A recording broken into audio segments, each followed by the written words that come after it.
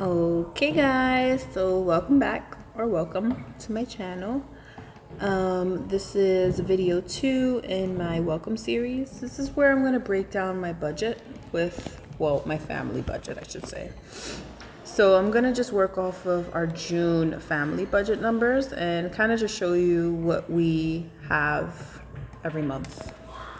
So for June, I just want to write this June family budget.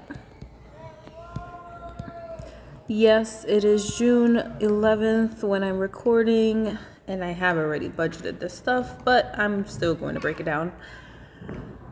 For our fixed stuff, fixed expenses, we of course have our rent. We rent from a family member who is super amazing and charges or undercharges us for what we have. We have a 3-bedroom, 2-bath, or 1.5 bath, I should say, with parking, backyard, etc. And if you missed it, I'm from New York City. I live in Queens, which is, not Manhattan, but New York City. So our rent is $1,500. Followed by, and I'm not going to go like in specific order or whatever. This is how I write it out every month. I pay for catastrophe coverage through my work, and that is $25.85. We have our phone, my husband's phone, and our Verizon's for our internet, and that is $120. Phone, we have him as part of a family plan, and he pays about, I think it's like $45 a month, and then Verizon for our internet we pay $75. Con Ed, which is New York City's ultimate crappy electric, is $200, and that's not exactly the bill, but I have overpaid it a little. No, not a little. I've overpaid it quite a bit, so I'm almost doing like my own budget billing at this point. Every month, $200. Buffered, I know this isn't exactly a fixed, but it's considered a fix in my head, is $100. We have life insurance for our boys. That comes out to just under $35. Daycare. So our youngest is 3. He just turned 3 in May. He is enrolled in daycare. They charge us $250 a week, which, if you know anything about New York City prices, that is amazing. It is a home daycare, but we vetted it. It's our first son's daycare. I trust them 100%. So, $250 a week. June is a 4 Friday month, so that comes out to $1,000.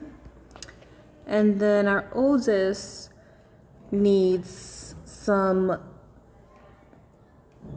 It's technically not daycare. It's kind of like aftercare for him because his after-school program is ending 2 weeks before school. Make it make sense. So we put aside $300. So that was all of our fixed. Now our variable. So these are things that change, that go up, go down, mostly up at this point with gas and groceries, but yeah. So we set aside for groceries $900. Again, family of 4. We send in lunch and snacks for our oldest because he has a peanut allergy, and we would just rather send everything in for him. We don't send much into our youngest's daycare, but we send little snacks here and there. Again, $900.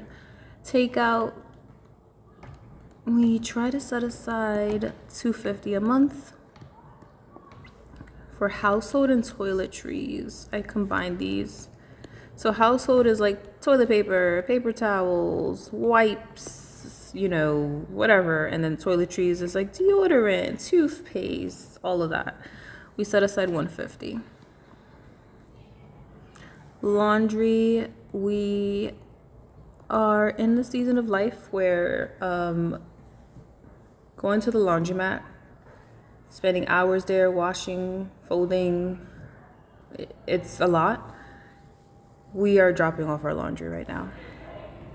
We can afford it. We can afford it. It's a luxury, yes, but yeah. Oldest son, he gets 50 a month, and youngest is also 50 a month. This isn't like allowance, they're 3 and 6, please. This is more just like things that come up for them. We have a little fund for it. Gas and tolls, so we set aside 300. Sometimes we meet it, sometimes we go over it, sometimes we're all the way under it, but yeah. Health, this is more of a sinking fund, but I put it under variable, and I'm not sure why now that I'm thinking about it, but we put aside 25. That's really for any random copays that may pop up. Like I know in August we have our son, our oldest's annual, so I know he's gonna have a little copay probably, maybe, I don't know. Or if we end up having to take them to a sick appointment, there's a copay with my insurance, so 25. And then this is next and last here is family. Actually, I'm gonna write family fund, and that is 200 a month. I try not to spend this every month, but you know, it happens. Family fun is if I take the boys out somewhere, if we all go somewhere on a family day, etc. Next section is our specific sinking funds. So I'm gonna write sinking funds here. Ugh. And here's our big body one.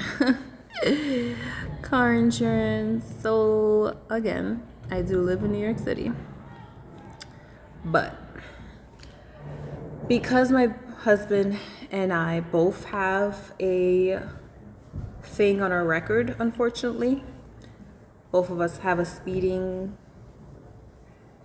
whatever violation on our record, our car insurance went up.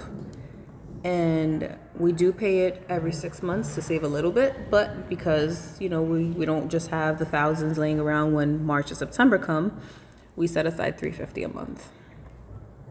Yes, I have tried to get it lowered. Yes, I have shopped around. I shop around every 6 months. This is the lowest it gets right now. It's honestly just gonna have to be a waiting game.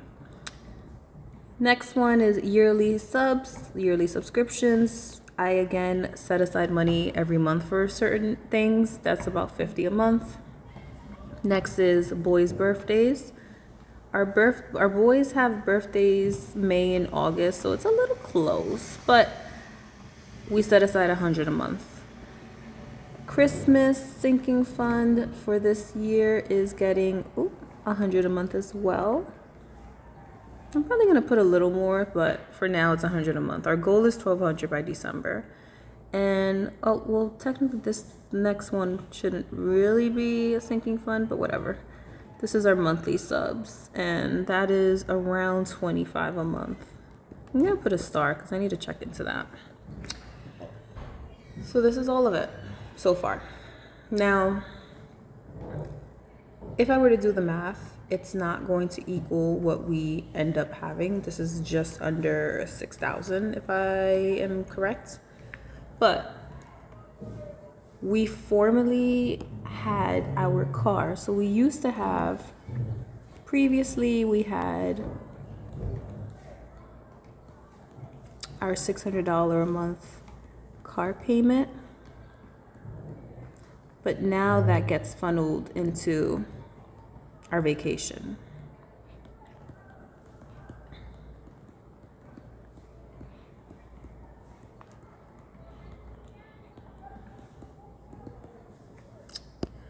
And that is our August family vacation. We're going to the Caribbean. We've already paid for the stuff. I am excited. But yeah, 600 until that's paid off. And yeah, this is our total numbers. Looking at it, it's like a little bit in some places, you know, like our rent is incredibly cheap for it to be New York. Our groceries might be high according to some people.